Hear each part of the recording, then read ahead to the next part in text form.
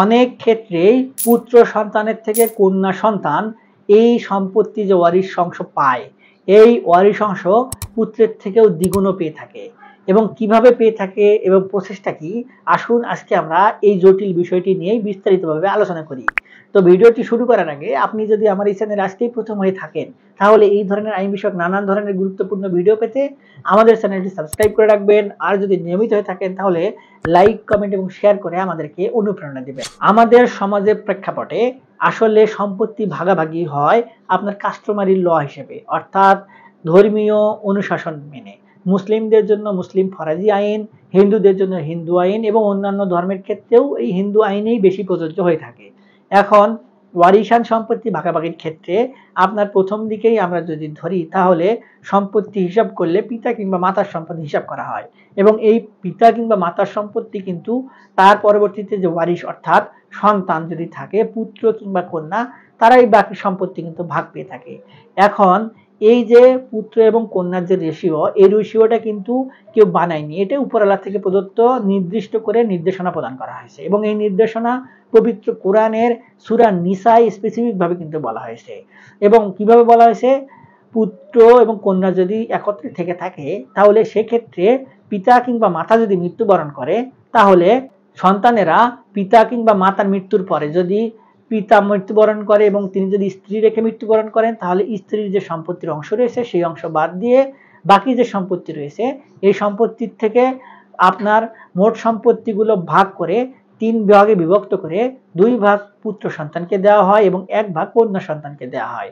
এক্ষেত্রেও আপনার যদি স্ত্রী মৃত্যুবরণ করে অর্থাৎ মাতা মৃত্যুবরণ করে, সেক্ষেত্রেও কিন্তু আপনার এই একই নিয়ম অবলম্বন হয়। এখন এই যে পুত্র পেলেন 2 ভাগ এবং কন্যা পেলেন 1 ভাগ, এই যে একটি বন্টন, এই বন্টনটি নিয়ে অনেকেই কিন্তু নানানভাবে অসন্তুষ্ট। তারা মনে করেন যে কন্যাদেরকে ঠকানো হয়েছে, আবার অনেক ক্ষেত্রে অনেকেই বলে যে পুত্রদেরকে ঠিকই দেওয়া হয়েছে। কেননা কন্যা তো অন্যের সংসারে গিয়ে সেখানে সংসার করে, তাগরে তো সম্পত্তির তেমন কোনো প্রয়োজনীয়তা নেই, তারা অন্যের উপর নির্ভরশীল হয়, এই জন্য তাদেরকে সম্পত্তি কিন্তু ভাগ কম দেওয়া হয়েছে। এবং পুত্র যেহেতু নিজে সংসার করে এবং তার জীবন নির্বাহের ব্যাপার থাকে এবং তার উপর হয়তো সন্তান, বউ, পিতা মাতাও দায়িত্বপ্রাপ্ত থাকে, তাই তাদের সম্পত্তির ভাগ বেশি দেওয়া হয়েছে এবং এটি উপরওয়ালা যেটি দিয়েছেন ন্যায্য অধিকার হিসেবে দিয়েছেন। এখন এই বিষয়ের মাঝেও আরো কিছু বিষয় রয়েছে যে বিষয়গুলোর ফলে একজন কন্যা সন্তান তাদের মোট সম্পত্তি থেকে আরো অনেক সম্পত্তি পায়। অর্থাৎ এই যে 2:1 ভাগ করা হলো পুত্র কন্যার, এই পুত্র যে 2:2 সম্পত্তি পেলেন, এই 2 ভাগের থেকেও অনেক সময় এই কন্যা সন্তান কিন্তু দ্বিগুণেরও বেশি সম্পত্তি পেয়ে থাকে এবং সেই সুযোগ কিন্তু রয়েছে। এবং কিভাবে রয়েছে এটি যদি আমরা আলোচনা করতে যাই, তাহলে প্রথমেই আপনাকে কিছু হিংস দিই। ধরুন একটি সংসারে আপনার স্বামী স্ত্রী সংসার করছেন এবং কোনো একটি ক্ষেত্রে দেখা যাচ্ছে স্বামী মৃত্যুবরণ করলেন এবং তার কিছু সম্পত্তি তিনি রেখে মৃত্যুবরণ করলেন। এখন এই যে তিনি সম্পত্তি রেখে মৃত্যুবরণ করলেন, কোনোভাবে যদি তিনি স্ত্রীর সঙ্গে সন্তানদেরকে রেখে মৃত্যুবরণ করেন, তাহলে এই যে সম্পত্তি রাখলেন এই সম্পত্তির মোট অংশের আপনার যদি সন্তান থাকে তাহলে 8 ভাগ করে 1 ভাগ তার স্ত্রীকে দেওয়া হবে এবং পরবর্তীতে যে 7 ভাগ থাকবে এই 7 ভাগ আপনার তার পরবর্তীতে সন্তানদের মাঝে ভাগ করে দেওয়া হবে। এখন যদি সন্তান না থাকে তাহলে তার মোট যে সম্পত্তি রয়েছে এই মোট সম্পত্তি 4 ভাগ করে 1 ভাগ তার স্ত্রীকে দেওয়া হবে এবং বাকি 4 ভাগ 3 ভাগ আসলে অন্যান্য যে সকল ওয়ারিশ রয়েছে তাদেরকে দেওয়া হবে। এখন এখানে একটি বিষয় লক্ষণীয়, আপনি হয়তো স্ত্রী স্ত্রী বারবার শুনে বিষয়টি অতটা গুরুত্ব সহকারে দেখেন নাই। এখানে দেখুন এই যে কন্যা সন্তানটি কিন্তু পরবর্তীতে অন্য একজনের সংসারে গিয়ে আপনার তার স্ত্রী হয়ে গেছে। এখন এই কন্যা সন্তান পিতা কিংবা মাতার সম্পত্তি পেলেন কত, 2 ভাগের 1 ভাগ অংশ, তা 3 ভাগের পুত্র পেয়েছেন 2 ভাগ, তিনি পেয়েছেন 1 ভাগ। এই 1 ভাগ নিয়ে সে স্বামীর সংসারে এসে তিনি কিন্তু সন্তান থাকলে 8 ভাগের 1 ভাগ পাচ্ছেন আর সন্তান না থাকলে 4 ভাগের 1 ভাগ পাচ্ছেন। এখানে কি পুত্রের সেই সুযোগ রয়েছে? সুযোগ কিন্তু নাই। এই সুযোগটা পরবর্তীতে স্ত্রী মৃত্যুবরণ করলে হয়তো তিনি পাবেন, কিন্তু এখানে দেখুন স্ত্রী কিন্তু স্বামীর সংসারেও এসে সম্পত্তির ভাগ পাচ্ছেন, পিতা কিংবা মাতার অংশও কিন্তু পেয়েছিলেন। এক্ষেত্রে অনেক সময় এভাবেই পুত্র সন্তানের থেকেও এই যে কন্যা সন্তানটি এই যে রূপ পরিবর্তনের মাঝে তিনি কিন্তু সম্পত্তির বেশি অংশ পেয়ে যান এবং অনেক সময় পুত্রের থেকেও বেশি সম্পত্তির মালিক হন, অর্থাৎ দ্বিগুণ সম্পত্তির বেশিও মালিক হওয়ার সুযোগ কিন্তু থাকে। তারপরে ধরুন আপনার ওই সংসারেই আবার যদি কোনোভাবে সন্তান থাকে এবং ওই সন্তান যদি কোনোভাবে ধরুন আপনার কোনো সম্পত্তি রেখে মৃত্যুবরণ করেন, তাহলে ওই যে সংসারে তিনি যদি আপনার মাতা অর্থাৎ তার মা মৃত্যুবরণ করার আগেই তিনি সম্পত্তি রেখে মৃত্যুবরণ করেন, তাহলে এই মাই কিন্তু অর্থাৎ এই কন্যাই কিন্তু মায়ের রূপে সন্তানেরও আপনার সম্পত্তির অংশ পাচ্ছে। এখন কিভাবে পাচ্ছে, ধরুন যে এই যে ছেলে মৃত্যুবরণ করলেন তিনি যদি সম্পত্তি রেখে সন্তান রেখে মৃত্যুবরণ করেন, তাহলে ওই মা ওই ছেলের মোট সম্পত্তির ধরুন 6/1 অংশ কিন্তু পাচ্ছে। আবার যদি সন্তান না রেখে মৃত্যুবরণ করেন তাহলে মোট সম্পত্তি 3/1 পাচ্ছেন। এক্ষেত্রেও কিন্তু মেয়েরা এগিয়ে থাকলেন। কিভাবে এগিয়ে থাকলেন, এই যে সন্তানের অংশ পাচ্ছেন, প্রথমে পিতামাতার অংশ পেয়েছেন, পরবর্তীতে স্বামীর অংশ পেয়েছেন, তার পরবর্তীতে এখন এসে সন্তানেরও অংশ পাচ্ছেন। এক্ষেত্রে ওই পুত্র সন্তানের থেকে কিন্তু অনেক সময় দ্বিগুণেরও বেশি সম্পত্তি পাওয়ার এই যে সুযোগ এই কন্যা সন্তানের, সেটি কিন্তু এইভাবেই সৃষ্টি হয়েছে। এরপরে কিন্তু আরো কিছু নিয়ম রয়েছে।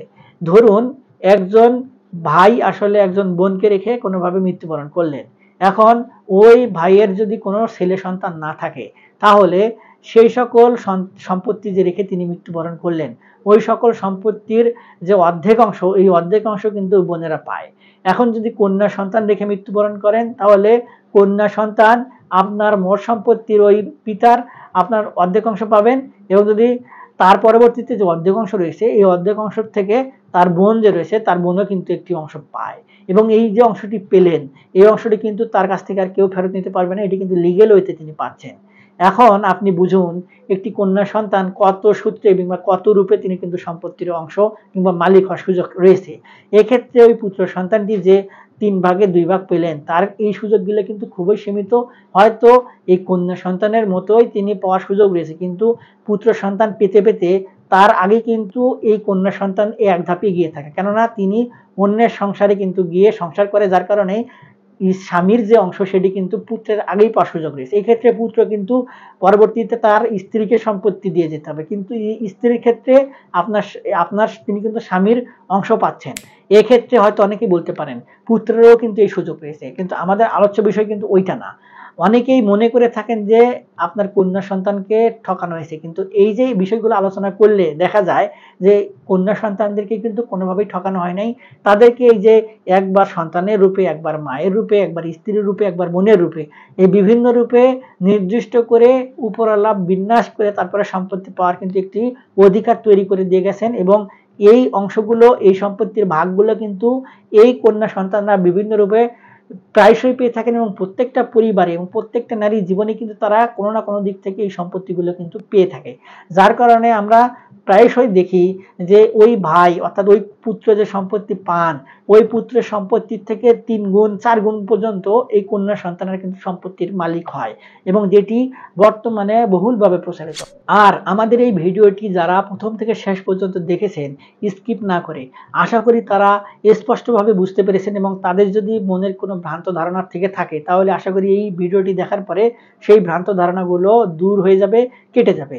আর এই ভিডিওগুলো তৈরি করার কারণ হচ্ছে আমাদের সমাজে এখনো অনেক ব্যক্তি এই বিষয়গুলো সম্পর্কে অবগত না, কিংবা যে সকল ব্যক্তি জানে তারা নানানভাবে ঠকিয়ে প্রতারিত করে এই কন্যা সন্তানদেরকে তাদের ন্যায্য হক থেকে কিন্তু বঞ্চিত করছে। এবং এই ভিডিওটি দেখার পরে যদি একজন ব্যক্তিও তার ন্যায্য অধিকার ফেরত পায় তাহলে আমাদের এই ভিডিও তৈরি করা কিন্তু সার্থকতা লাভ করবে। এখন আপনাদের কাছে একটি অনুরোধ, এই ধরনের ঘটনা কিন্তু আমাদের গ্রামগঞ্জে পল্লী সমাজে অহরহ হচ্ছে, এবং এই ধরনের ঘটনা যেন আর না ঘটে তাই জনসচেতনতার জন্য হলেও, আরেকজন ব্যক্তির উপকার করার জন্য হলেও এই ভিডিওটি শেয়ার করার মাধ্যমে সেই সকল ব্যক্তিকে দেখার সুযোগ করে দিবেন।